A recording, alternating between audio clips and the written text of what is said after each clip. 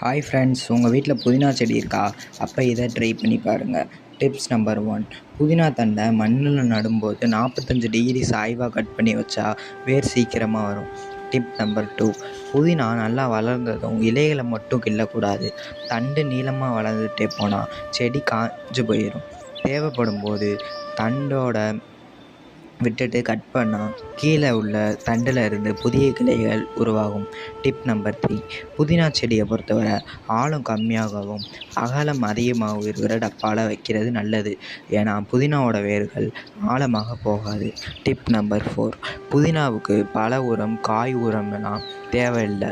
இலைகள் நல்லா வாசனையாகவும் பெருசாகவும் வளர நைட்ரஜன் சத்து மட்டும் போதும்.